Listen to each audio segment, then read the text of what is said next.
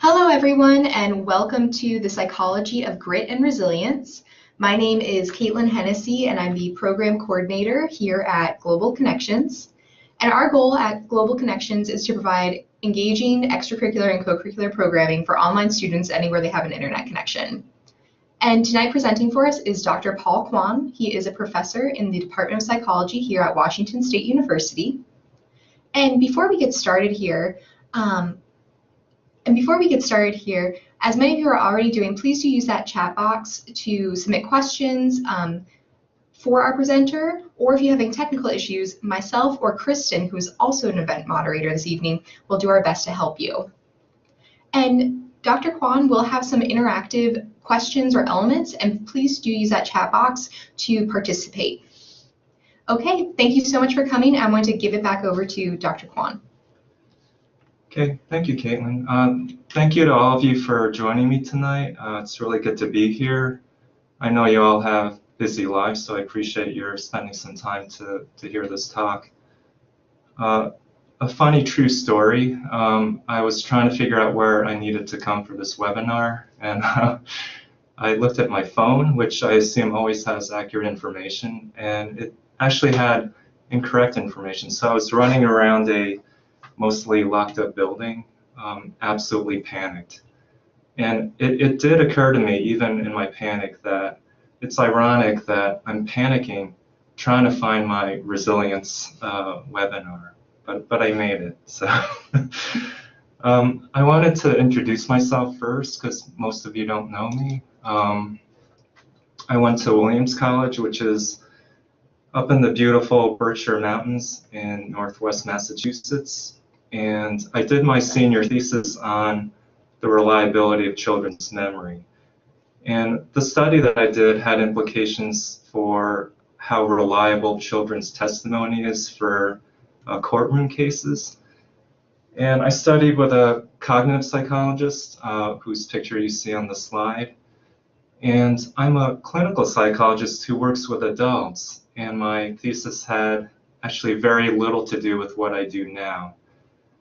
And the most clear path to going into clinical psychology grad school for me would have been to work with a clinical psychologist, but that path just wasn't available to me. So I worked with Dr. Lindsay, who I got along with very well, and it ended up working out okay. It ends up that if you have research experience, there are elements of what you're doing that applies across different subfields or fields even.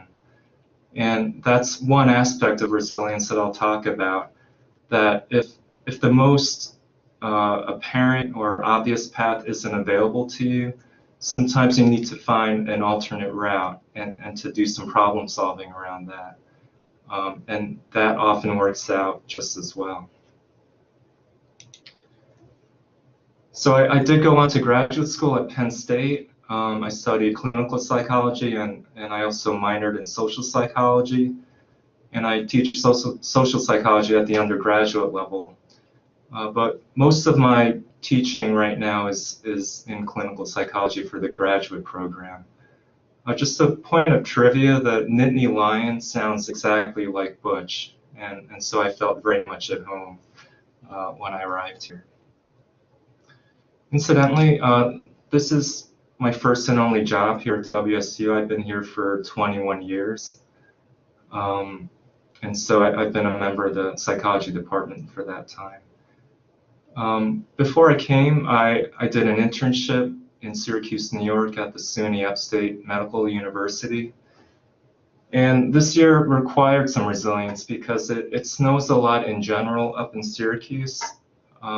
There's a lot of lake effect snow that we get up there. And the year that I was there was the third snowiest winter, which meant that I think it snowed every day. And I drove around in my Ford LTD, which is not really meant to handle in the snow. So it's a minor miracle I actually survived that year.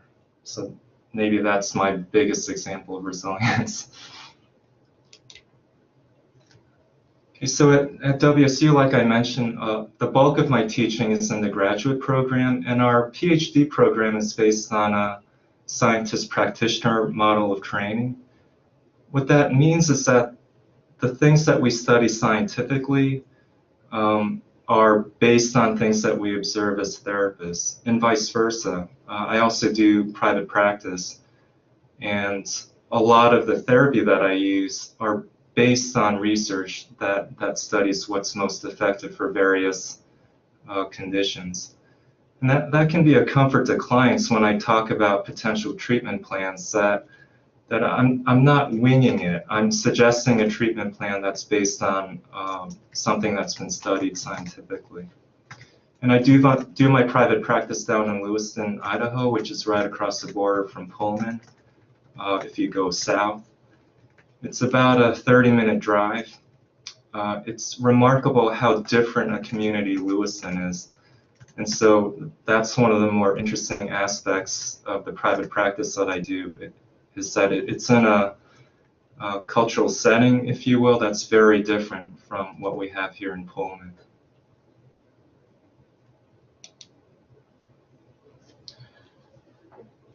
In my profession, I'm interested in resilience in a number of different capacities.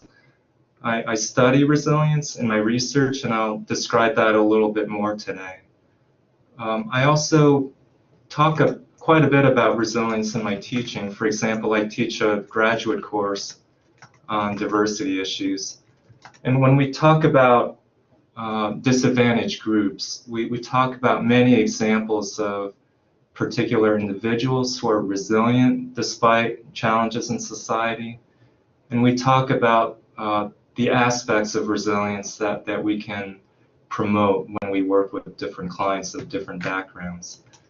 And in my clinical work, which is both in my direct therapy work in my private practice, and also my clinical supervision of my graduate students who are learning to do therapy, we focus quite a bit on promoting aspects of resilience in our clients. And if you think about the therapy process, you often think about therapy involving fixing things that are wrong in terms of symptoms or disorders.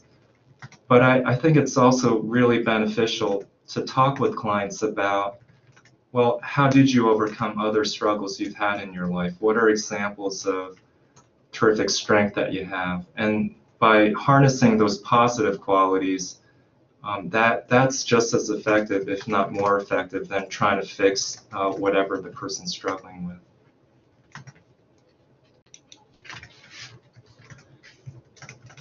It ends up, I've been interested in resilience my whole life, even before I labeled it as resilience. And when I was a kid, the person that's pictured here was in the news almost every day. And does anyone know who this is?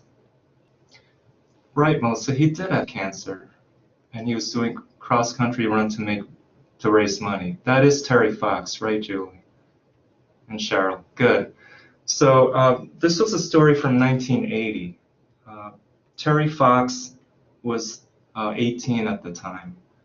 I'm sorry, he was diagnosed with cancer when he was 18 years old.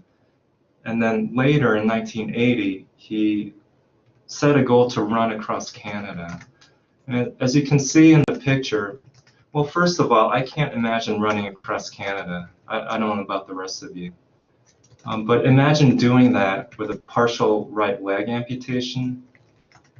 And he did this for 143 days in a row.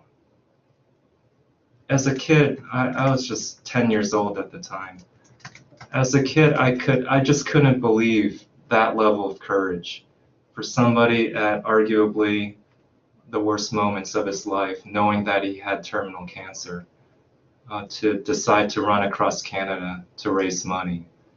So he ran across Canada for 143 days, every day. And he ran essentially a marathon a day, 26 miles every day. And so he ended up running over 3,300 miles. And he unfortunately died before he could fulfill his dream of going across Canada. He died actually the following year in 1981. But the foundation he created raised over $750 million in funds for cancer research. I'll just say that again, $750 million. It's just amazing. So what an example of resilience, to take what everyone would call a tragedy, but to do something so ambitious and so terrific that establishes a legacy for him. So in essence, as a researcher, I'm interested in quantifying and labeling these sorts of qualities that people have. You know, I'm not sure where the statue is. It's in the hometown that he grew up in, and I just don't have that information. If someone can Google that, maybe we can post that for people. You know, it's a Google image. I should have looked into where it was, but I didn't. Okay, thanks, Kate. So I've been studying resilience in a number of ways in my research. In Ontario, thanks, Chelsea. I've been studying resilience in my research since I've been here. And in the last 8 to 10 years, let's say, I've been interested in how we can study resilience in LGB individuals. And the first thing that I did was I looked in the research literature to see what we know about resilience. Obviously, we can think of so many examples in the LGBT community of people who have done heroic things. We encounter LGBT folks who are resilient every day. And so I thought there would be a lot written about it, but it ends up that up until very recently, there was almost nothing on the subject. And this is a quote from 10 years ago, not that long ago. This is Rich Savin Williams, who was similarly frustrated by the lack of resilience research in this community. He noted, "I'm hard-pressed to identify any database positive attribute that characterizes the lives of same-sex oriented pre-adults relative to heterosexuals. Can this possibly be true?" And of course the answer is no. It's just that researchers hadn't really written on the subject. Not only for pre-adults, adolescents, and kids, but also for adults. So the first project that I worked on in this area was to look at the research done on sexual minorities and to try to label the things that are emerging as resilience factors, and to try to create a framework that researchers can use as a springboard to do more work. And the three variables that came out in the articles that I read were social support, which is by far the strongest predictor of resilience for not only LGBT folks, but for anyone. Emotional openness.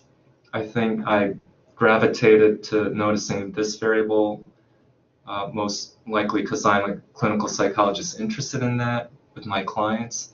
And by emotional openness, what I mean by that is the ability to accept your emotions, even the ones that are uncomfortable or distressing, and to not avoid them and to put them away and to suppress them, but to process them in a way that's insightful. Sometimes when we encounter emotional pain, we just try to forget about it. And that makes a lot of common sense. If your elbow hurts, you avoid using it, and it gets better. But there's something about emotional pain where that just doesn't work.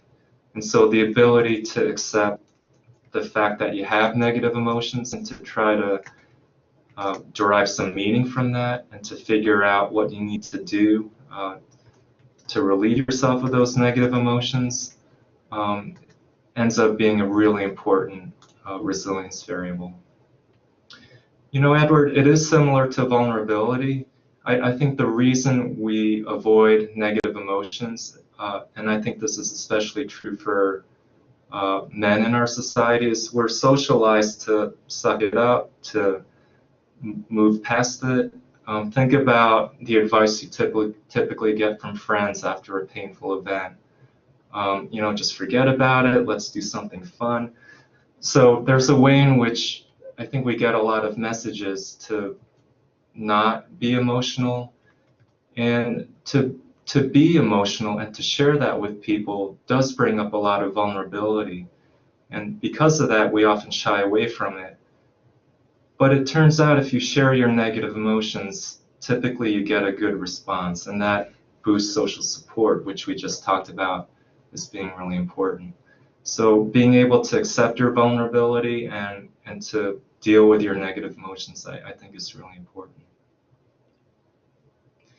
And the third resilience variable that's really important that I saw in the research is hope and optimism about the future, to have positive expectations about what's to come. And that's really important if you're going through any struggle in your present life, to have the belief that you can overcome that things will be better.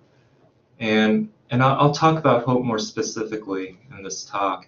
It's also about not being a passive passenger in terms of what's coming up in your life, but being very active and figuring out what goals you want to set for yourself. That's a really important part of this future orientation box. For sexual minorities, these three resilience variables lower reactivity to prejudice.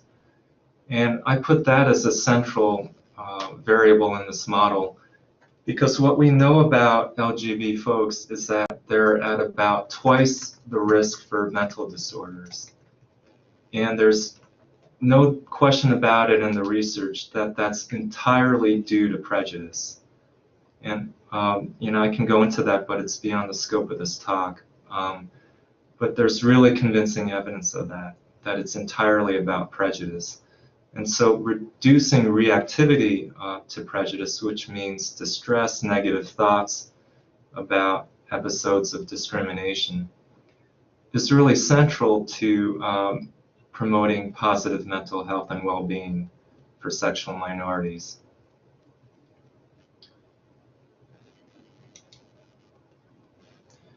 Okay, so let's take the first variable that I just talked about, increasing social support.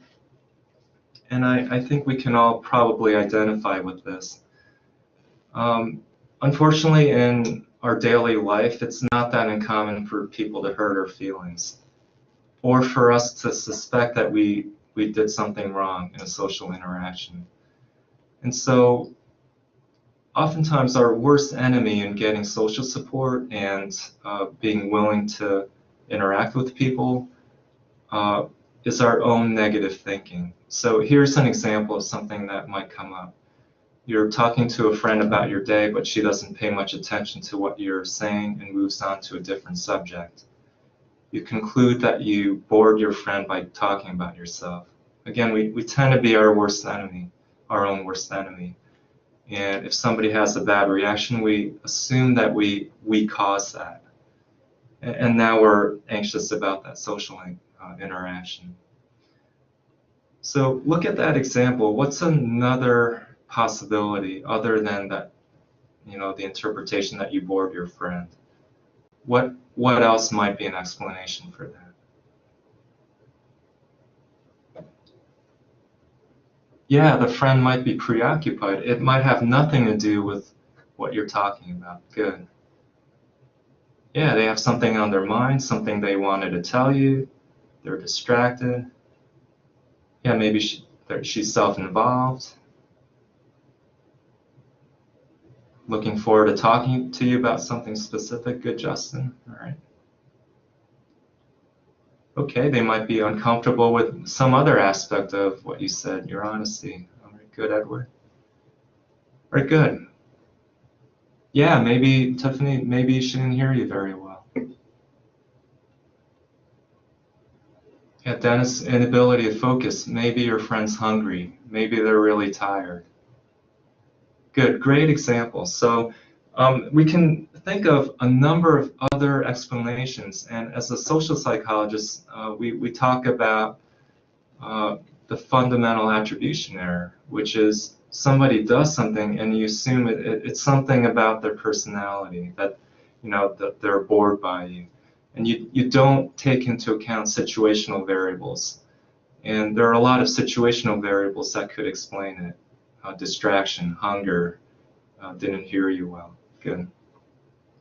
And so one way of increasing your social support is to be aware of your negative thinking.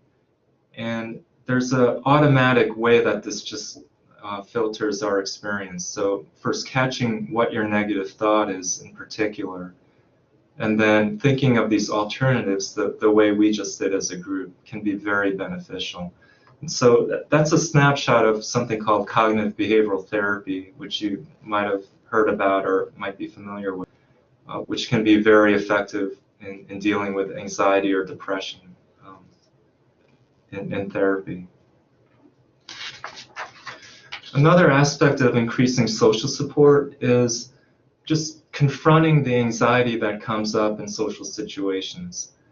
And the best remedy for all kinds of anxiety is to confront that and purposely challenge yourself to put yourself in situations to confront and overcome that anxiety. The biggest driver of anxiety is avoidance. So let's take an example of a fear of spiders. If every time you see a spider you run from it, that brings some short-term relief, and that's analogous to being anxious about a party, deciding not to go. And so avoidance always feels good in the moment, because immediately you'll feel less anxious, right? You don't have to go to the party, you don't have to deal with the spider. But what happens is it teaches your brain, every time you run from something that makes you anxious, it's teaching your brain that this is in fact something to be anxious about, right? If every time you see a spider you're running from it, your brain is thinking, okay, a spider is really scary, or a new party is always scary, or meeting new people is in fact scary. So it conditions the brain to strengthen that association between what you're avoiding and your anxiety. Would this be a good time to take some questions, Kate? Yes, we do have a couple clarification questions. Is emotional openness like emotional intelligence? It is. There are a lot of concepts that are really similar.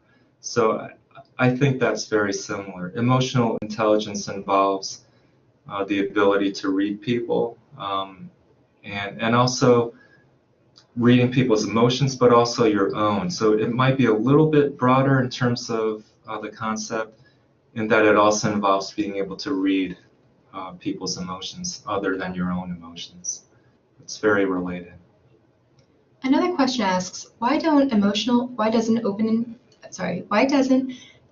openness and hope and optimism directly link to psychological health like social support does? It does, and I'm sorry if I misspoke about that. Social support is the strongest predictor. There are thousands of studies written about how social support contributes to well-being. There are fewer studies on hope and optimism and emotional openness for sexual minorities specifically. I'll talk to you about the research on hope and emotional openness. There's no question that those are very strong resilience factors. They're less studied in the sexual minority population. Not because they're not as important, I suspect, but it's just received less attention. What's received a lot of attention in the LGB research are the importance of family support, because family rejection is such a problem. Support from teachers, friends. It happens to have received the most attention. And one thing I wanted to mention about these three resilience factors is that these are important for everyone. So if we go back to this model, those three resilience variables are important to psychological health for everybody. And what I put in the middle, lower reactivity to prejudice, is specific to LGBT people and also other stigmatized groups. But you can replace that box with dealing with stress and make it a broader model that would apply to anyone.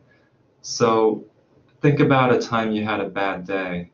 It probably helped to talk to somebody, to get some social support, for you to deal with your emotions about it in a healthy way, and also to think, well, tomorrow I'm going to have a better day. So these are really important resilience factors for everyone. Excellent. And the last clarification we'll do for right now before we let you continue your presentation is going back to your social support example. Is that also an example of micro inequity? I think so. I'm not sure if I'm interpreting that word correctly, but this is one of the reasons why with LGBT folks and also the trans population, that there's just greater vulnerability. So there's inequity in terms of social support. We'll talk about microaggressions. That's a concept I'm more familiar with, where there are these not major instances of discrimination, but these very small, annoying things that come up as a member of a stigmatized group. An example, if I go to a conference, a lot of people think they've met me, and I suspect it's due to my ethnicity, where you kind of get put into a stereotype, and people think that they met somebody else who's Asian, they think they've met you. It's not discrimination per se, it's just really annoying and it's distressing. And so microaggressions are part of what I would put in that middle box in terms of reactivity to prejudice. Thank you, Dr. I'm not Kwon. sure if I answered the question.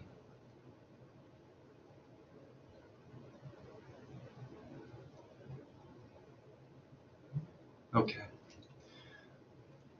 All right, let me say one more thing about overcoming anxiety about social situations.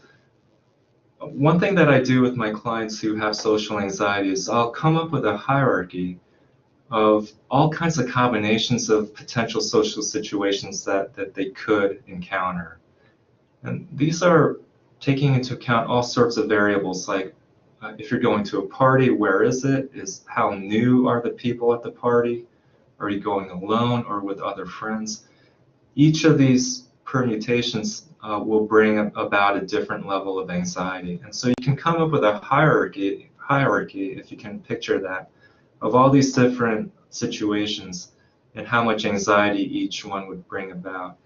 And you start with the lower end, the things that make you less anxious, and you work your way through it, and you start to feel some self-efficacy about encountering these items on the list, and then you can work your way up to things that bring more and more anxiety. So it's important to have, to not jump into the most anxiety-provoking situation, but to work yourself up the line in terms of things that make you nervous. Yeah, doing taxes, if you haven't done them yet, there's probably some anxiety. And it's better to confront that, sit down and do them. Okay. All right, the next part, dealing with your emotions. This is a chart that I developed with my lab for a different project that I won't talk about today. But sometimes you need to sell people on the idea that emotions are helpful. And intuitively, many of us are reluctant to sit with uncomfortable feelings. Think about the last time you were angry. Did you really want to sit there and reflect on that? Probably not. It's an uncomfortable feeling. You want to be done with it as soon as possible. So in this chart, I use this chart with my clients. One thing I'll explain is that there are 6 basic categories of emotions, and those are the bold words in the middle. And then everything else is sort of a variant on one of these emotions that's less intense or more intense on that basic emotion. And you also have combinations of emotions, so jealousy would be a couple of different things. Maybe anger, fear, some combination of a couple of different basic emotions. But one thing to recognize is that each of these basic emotions can be very helpful in the right situation. Happy, we don't have to really process that. That's great. I don't have to convince you that that's helpful.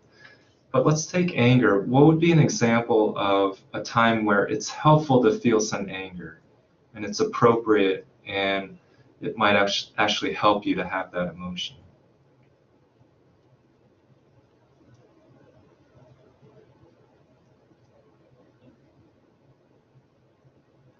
After a traumatic situation like rape, absolutely, Danielle. Anger can be helpful to avoid some of the myths that rape victims suffer from, or unfortunately in terms of self-blame. To have anger means that you're placing the blame appropriately on the perpetrator. Really good example. Right? If somebody said something homophobic or racist, it helps to be angry about that. And so you don't feel embarrassed or shameful about it. You, again, put the responsibility on the offending person when someone has done you wrong. Good. Betrayal of a spouse. Okay, good, Edward. Yeah, that's appropriate. It might help you get away from that situation if you need to.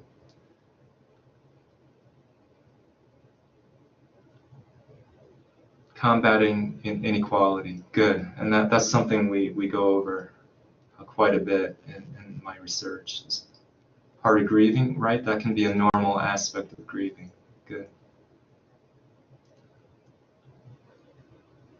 Okay, good examples. What about disgust? Think about a time somebody disgusted you. How can that be helpful?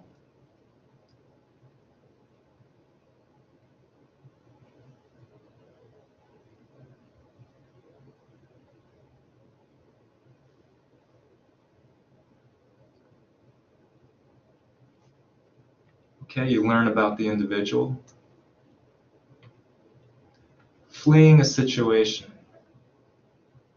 Yeah, keeps you away from people who are doing disgusting things. Yeah, Jessica, the question was, think of a time when you were disgusted by somebody, and that was actually a helpful emotion to feel. When something wrong has been done, somebody committed a crime, infidelity. Right, Tommy, disgust is a poop detector. If you're disgusted by somebody, it's good to pay attention to that because it cues you into the fact that they might have mistreated you, that you need to get away from them. When we eat something disgusting, we spit it out. And if you're constantly disgusted by a person you're interacting with, maybe you need to spit the person out and let them go. Okay, good. All right, so, and we can run through each of these emotions. I won't just for the interest of time, but each of these emotions has its place in the right situation. It can be very helpful because it's a cue for a behavior that you should be doing. Anger means you should stick up for yourself or decide to just get away from that person. Disgust means you want to distance yourself from that person. If you're scared, maybe there's good reason for that and you should be more cautious. Sad is a little trickier. Sadness is very helpful because it's a signal that you need to take a break and do some things to take care of yourself, which may include reaching out to other people. So sadness is a cue to get some more social support. And so it's helpful to pay attention to that. Being ashamed can be helpful if you robbed a bank. You should feel some shame about it and stop doing that. Another aspect of these emotions is the fact that sometimes we feel something and the emotion is in fact misplaced. So it's not the case that every experience of anger is justified and you should pay attention to it. If you misread what somebody said and now you're angry at something really harmless that somebody said to you, well now it doesn't pay to pay attention to that. It's better to figure out and use logic to figure out, well, I'm feeling angry, but it's not really warranted here. And I need to be smarter about it and to not value that emotion the way I might with other emotions. Right. Questions about that?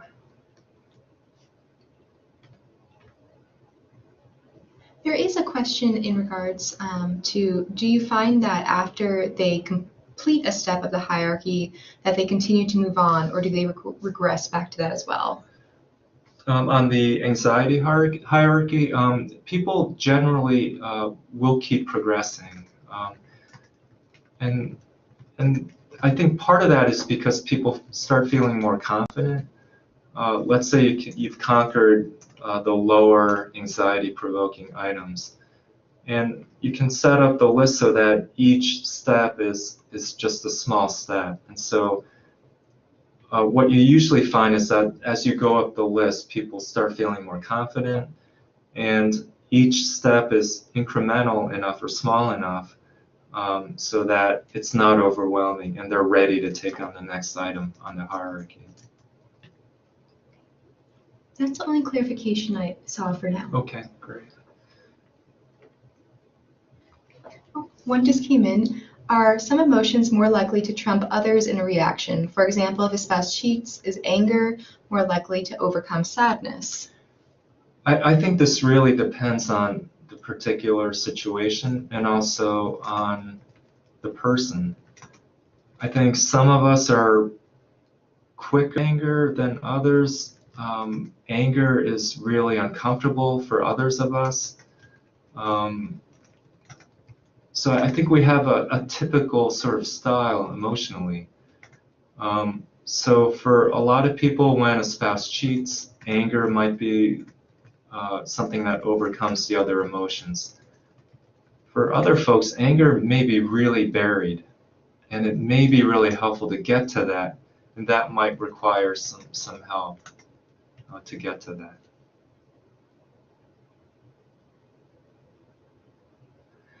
Yeah, absolutely, Tommy. It brings up aspects of emotion-focused therapy because that's what I do quite a bit of. So, so a lot of what I'm describing right now is something I would go over in EFT, emotion-focused therapy.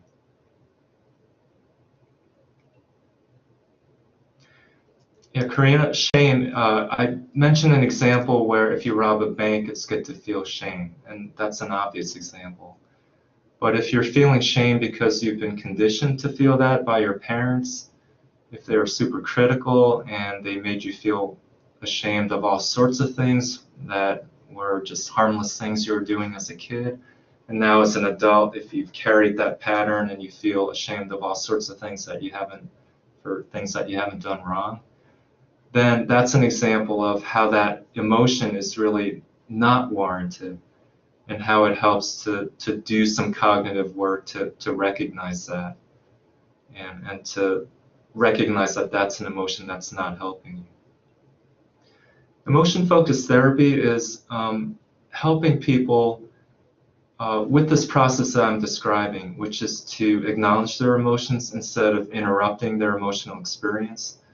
And by valuing emotions and actually spending effort exploring them, that can be an important mechanism for change. We did have another clarification of how common is it to feel mixed emotions over a short period, like the cheating example? It's very common. So with cheating, we can take grief as another example. Unfortunately, we're all familiar with the Kubler-Ross model from the 70s, where you work yourself through these different stages of grief. There's no empirical evidence of that stage model. It ends up we feel all those things probably at the same time. We might feel some anger if we feel like the death was due to recklessness on the person who died, and we might have a real hard time with that. We might think that there's no role for anger and grief. I've lost somebody, I should just feel sad. But chances are there are a lot of different emotions that come up with grief. There could even be relief if somebody's been suffering for a while. So it's not the fact that you lose somebody and all you feel is sadness, or in the stage model, denial. You might not have any denial. You might feel some mixed, intense emotions right off the bat. So yeah, it's very common to feel a number of emotions in a short amount of time. Okay. Excellent, thank you. All right. Thanks.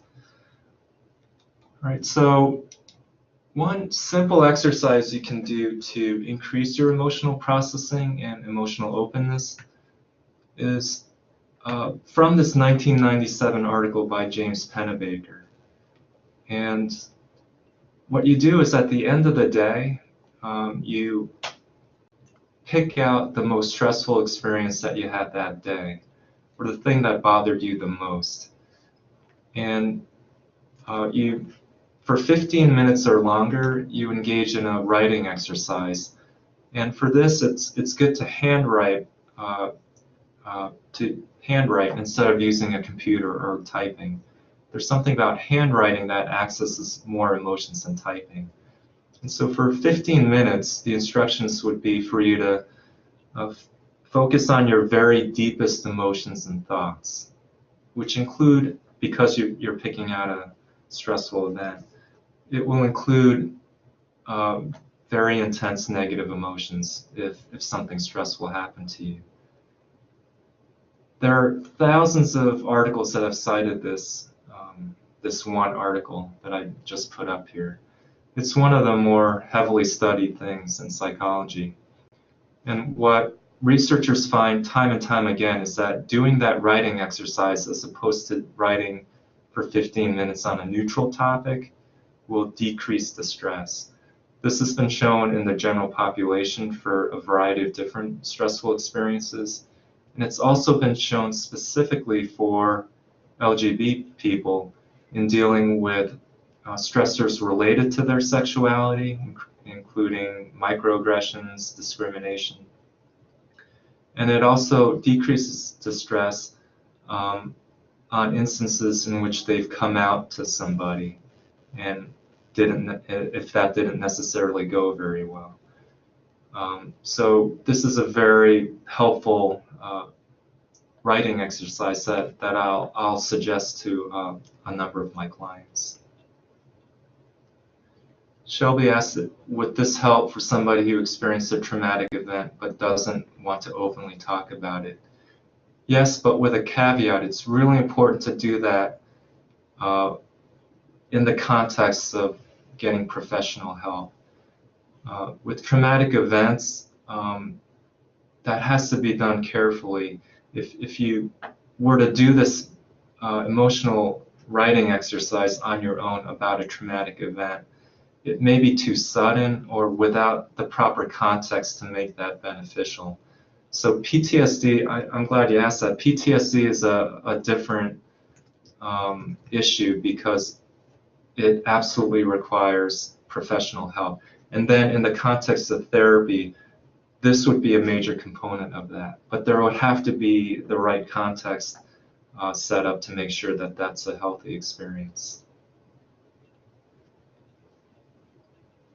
Are there other questions, Caitlin, on this? Yes, clarification was, does writing help with depression as well?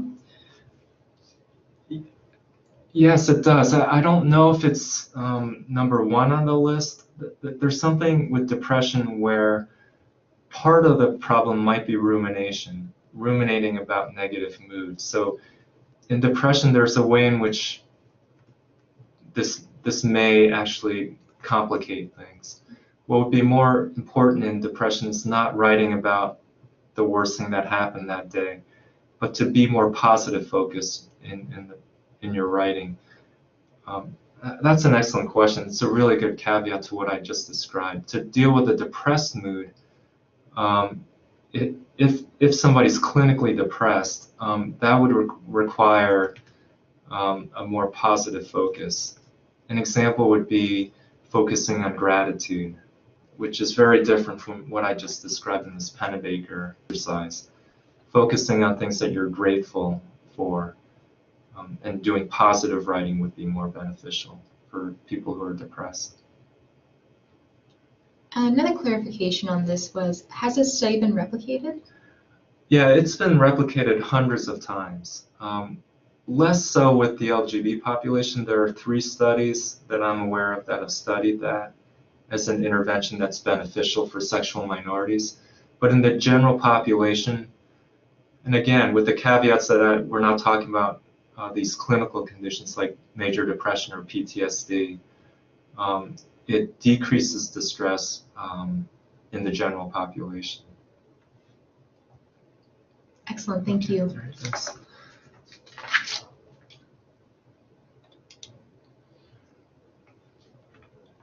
Okay, the final variable that I mentioned in the model is hope and optimism. And I'm going to talk about hope theory in particular because that's been the focus of my research for a long time. And one measure of hope, and actually this is the basis of the first handout, is from this article, which was the first to talk about hope theory by Rick Snyder and a number of colleagues. And in this model, hope consists of 2 different things. Hope is basically expecting that positive outcomes will occur in the future. And it's different from optimism in that optimism doesn't really concern itself with how you get to those positive outcomes. Hope theory specifically focuses on the goals that you set for yourself and being able to reach those goals. And there are 2 components. One is the amount of willpower that you have in pursuing goals, and that's something called agency in this theory. And the other are the ways in which you accomplish goals, which includes being resourceful, surmounting obstacles that come up, and that's something called pathways in this model. So in the first handout, an example item of agency is I energetically pursue my goals. So it's about motivation and energy. Pathways, an example is I can think of many ways to get out of a jam. Again, resourcefulness, how well you can navigate around obstacles that get in the way of your goals. And if you scored the first handout, just a point of comparison, the average score in college students is about 48. And you can look at your agency and pathway score and see, well, what areas can I increase my hope in terms of pursuing goals.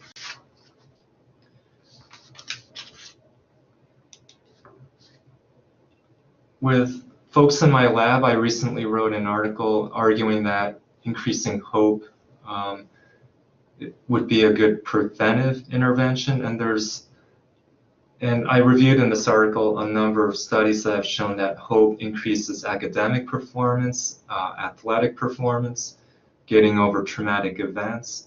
So I'll let you check out this article if you're interested in learning more about hope in particular. With sexual minorities, I conducted a study a number of years ago in which we looked at LGBT folks facing discrimination in the workplace. And what I found is that hope was really essential for people maintaining life satisfaction despite that workplace stress. And what's really interesting is that when there's low workplace support, that's a very stressful workplace environment. That's the solid line on that graph. People who have high hope actually end up being more satisfied with their life than people who have a very supportive workplace and have high hope. So it's almost like this defiance of their conditions and deciding I'm going to be satisfied with my life despite what I'm facing at work. And this was a longitudinal study over 1 month. So this was looking at change in life satisfaction over time.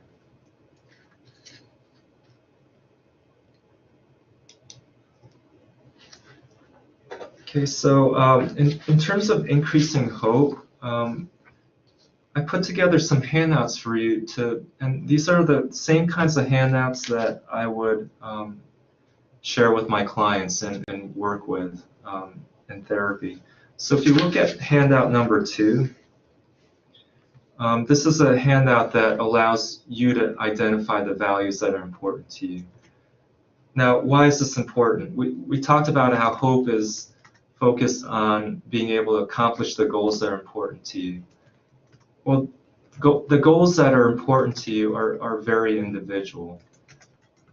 My life goals are certainly different from yours, most likely. And one exercise that you can do, and it's a little bit morbid, but actually it's very helpful, is to picture at your eulogy, or if you had a tombstone, what would really mean the most to you to have on your tombstone, or to have people say about your life. And if you go through that mental exercise, it helps you identify the things that matter the most to you. Is it working 80 hours a week? Not for me, I'm just going to say right off the bat. So if it is, work accomplishment, being as productive as I can at work, then that's an important value to have. But if what would mean the most to you as people comment on your life are the people that you're friends with, your family, or other things, your sense of adventure, traveling, that helps you identify the values that mean the most to you in your life. And the questions on the second handout are different ways of kind of prompting you to think about the values, the things in your life that mean the most to you. And the second part of the handout is to recognize the attributes, the adjectives, the traits that would mean the most to you, that mean the most for you to have. And I went through this exercise with a client recently who was depressed. He was unsatisfied with the job that he had, where he did a lot of analytical work. And when we went through this exercise, something I would not have known about him revealed itself, and that creativity was incredibly important to him.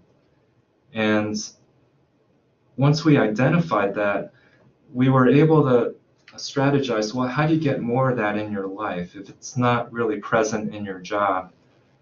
We were able to problem solve. Well, woodworking is this hobby that I had that kind of fell to the wayside. I'm going to spend more time doing that and cutting back on doing overtime at work. So that was really valuable in terms of shifting his priorities so that he could spend his week doing things that actually meant the most to him in terms of his values. I'm watching the time. Maybe I'll come back and ask questions about these handouts after I've gone through them. Okay. So for the third handout, that illustrates how you translate your values into goals. So the example that I put on the handout is, if connection with other people is really important to you, that would potentially inform a number of long-term goals. Number one, graduating with a degree in psychology, which involves working with other people, obtaining a job in which you can help other people, and also making sure to maintain close relationships with the people that really matter to you. And then from those long-term goals, it helps to identify shorter-term goals that are more immediate. So this would be within the next week or several weeks. Going to every class, studying every day except Sunday, participating in a study group, and so on. These are the things that would help with the long-term goal of graduating with a psychology degree. And the other thing that's really helpful in doing this exercise is to do something immediate, or to identify something that you can do immediately within the next 24 hours. And that just gets things rolling. It's one thing to do this exercise and to identify some things you're going to do in the next week. But we might actually forget about that or not prioritize that. So it's helpful to get that ball rolling and to identify a concrete action that you can do right away. And that can sometimes get your momentum going. The fourth handout is overcoming obstacles. So I'll use the one that I just described to you where I actually had no idea where to go for this webinar for a terrifying 10 minutes. Okay, so that's an obstacle. I'm actually in the wrong place. I actually thought of a number of different ways to overcome that obstacle. I can find Caitlin's phone number. I can write her an email. I have to tell you, what I decided to do was just panic. You know, I was looking on my phone, and I just got frozen, and I just begged for mercy at a person that was in that building, and she was actually able to tell me where to go. So had I had my wits about me, I think I would have done a better job overcoming that obstacle. But panic happens, and sometimes you don't think straight. So the example that I put here is if you are sick and you can't go to class, it helps to anticipate that. So you would do this exercise not when you're sick, but before you're sick. So if I get sick or if I have to go to work in this class, what would I do? It helps to plan that in advance.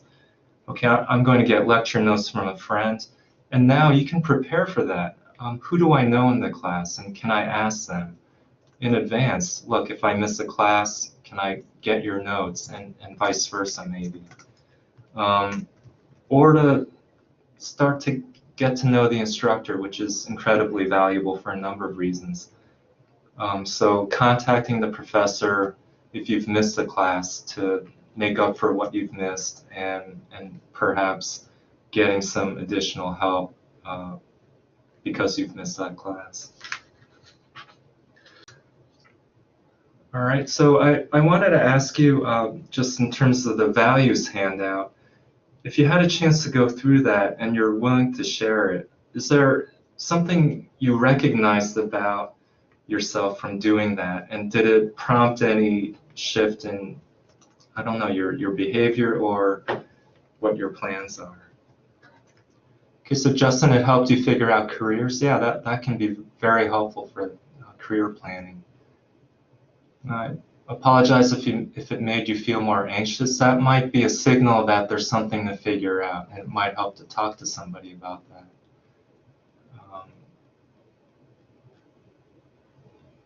Okay, recognizing to be more positive, that can shift your perspective.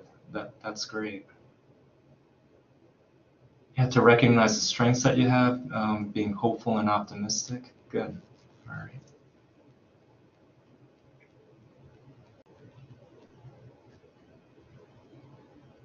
Great, okay. All right, Jessica, it made you realize that your goals center not just around career, but family. Good.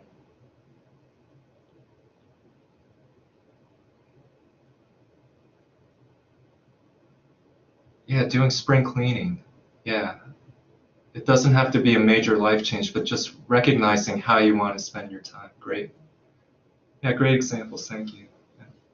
Were there other questions, Caitlin? Yes, we did have a few questions. First of all, I just want to share with you, there's a lot of appreciating of the handouts, so it seems like people great. enjoyed them. And then also, could you please describe the hope scale and what does a low number mean? Okay. Yeah, if we look at the first handout, let's take a look at item number 2, I energetically pursue my goals. So you're rating that item on a 1 to 8 scale, and the higher your rating, the more that statement applies to you. So the agency score, these are the willpower items, are numbers 2, 9, 10, and 12. That's why you're adding up those 4 items for agency.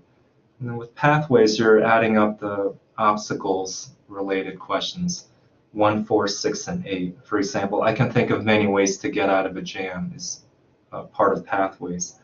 And again, the higher your answer for each item, the more hope you have on that dimension.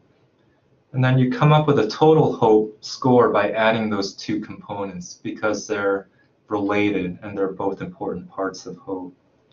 So what does it mean if your score is high? It means that you have a great deal of motivation and energy to pursue your goals. and it means that figure out a number of ways to reach your goals, even if things come up that get in the way. So one thing to notice about the average score on the HOPE scale, which is 48, if you divide that by 8 items, that would mean that the average rating on each of those items is a 6, which is somewhat true. So the average college student is sort of on the positive end of the HOPE scale, if that makes sense. So the average rating for each of these items would be to think that it's somewhat true. So that's not surprising. People in college tend to have higher HOPE as a function of being higher achieving. If you studied clinical samples, for example, the average HOPE score would be lower.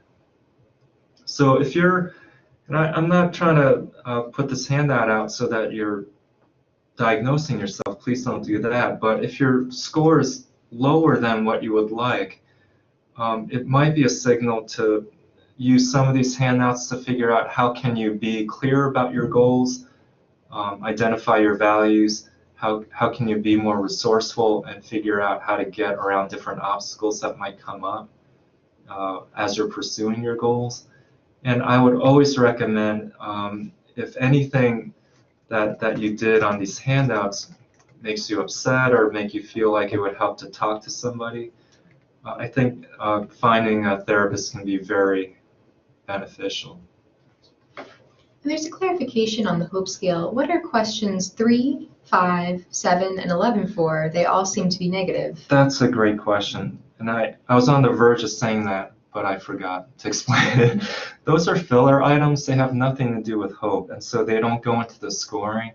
And it's meant to just throw people off a little bit so that you're not responding to 8 out of 8 items dealing with HOPE. So those 4 filler items are hopefully fooling people into what the true intent of the scale really is.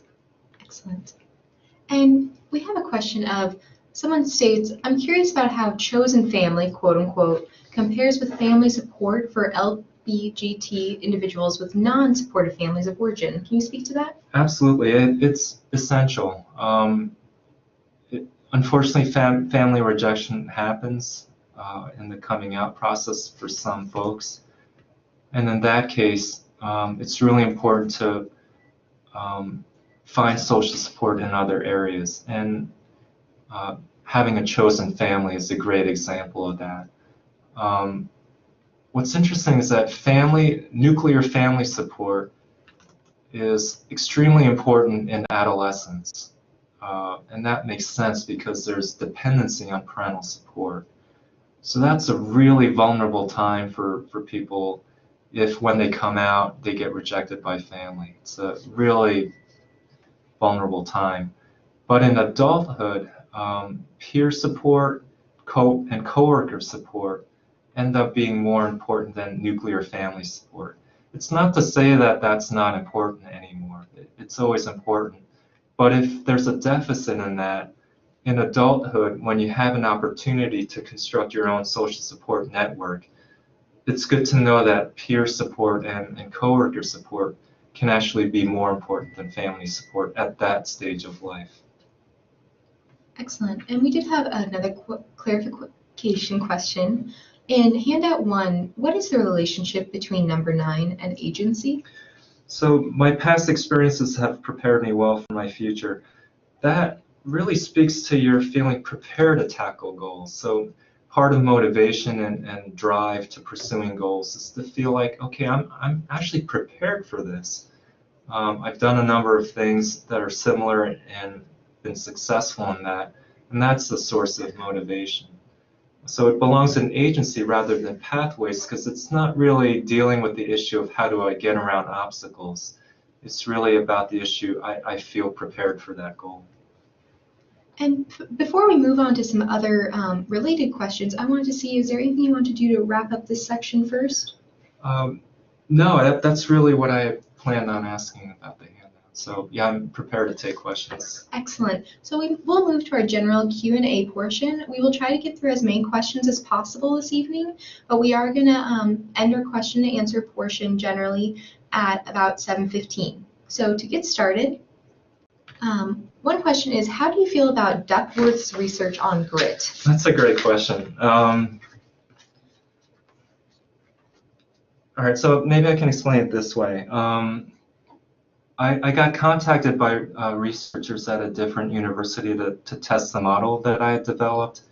And they said, we like the 3 resilience variables, but we think you missed one. Let's include grit. And I said, okay, let's include grit. And it didn't add anything to hope. And that actually made me happy, because I think the thing that I like about hope is that it's clear to me how you increase hope. You set these goals, you figure out, what in your past has prepared you for that. You remind yourself of those strengths and you prepare to get around obstacles that come up. Grit seems to be more about just character. I think every time in sports people talk about grit, it's with the implication of, I have the character to get through difficult things, and that's important, but I find that Duckworth doesn't really acknowledge the decades of work that's been done on hope, and I always have a sense of, I don't know if we need to reinvent this wheel in a differently worded way. So that's my honest opinion about grit. Yeah. Thank you. And is it useful to identify mental or emotional obstacles to hope? Yes. So with the obstacles exercise, I think I talked about practical things that come up, but you can also imagine mental obstacles. I'll feel discouraged, or I'll feel burned out when it's at this point of the semester. And then just preparing for that and figuring out some things that would actually help in those situations can be a really good use of that exercise as well. Excellent. And we had a statement earlier about, I'm curious if there are any links between creative expression and resilience. Can you speak to that? Wow, that's a really good question.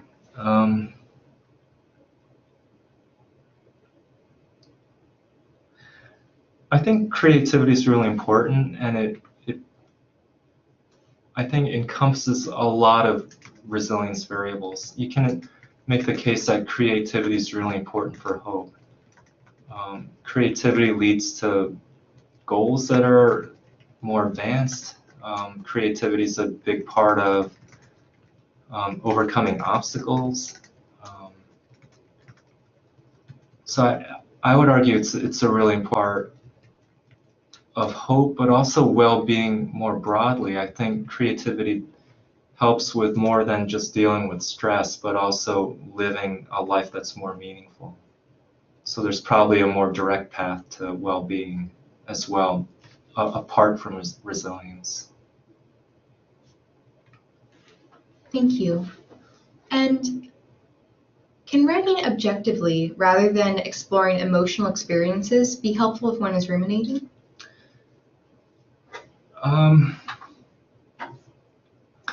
If somebody's ruminating as a result of depression, then I don't know that the writing exercise would be the thing to do. I think the more positive writing exercises would be more appropriate. If rumination's coming up outside the context of depression, I would bet that it's a result of not confronting the deepest emotions involved. I think we have a way of ruminating about the concrete details of things that have happened to us, and I think that sometimes that's a way of avoiding the painful emotions that we have about it. And so I think writing about the details, the concrete details of what happened, would probably just keep that pattern going. And the thing to focus on in that exercise would be your deepest emotions about it. And that's a really generic answer to something that demands more specifics. So yeah, I'll throw in that caveat. And how close are resilience and perseverance? That's a really good question. I think, to me, resilience is about bouncing back from defeat, from stressors that come up. Perseverance, this might just be a Webster's thing. It seems a little broader. Things could be going great and you're still persevering. So it seems like a broader concept to me. Thank you, Dr. Kwon. Those are all the questions we have for right now. And I would like to thank everyone for coming tonight. I would love to get your feedback on what you thought of tonight's webinar and what you would like to see in the future. Please let us know at that link I just put in the chat box, or you can go to connections.wsu.edu/event survey and let us know your thoughts. Thank you so much. I appreciate you all coming. All right, thank you very much. Thanks for joining me tonight.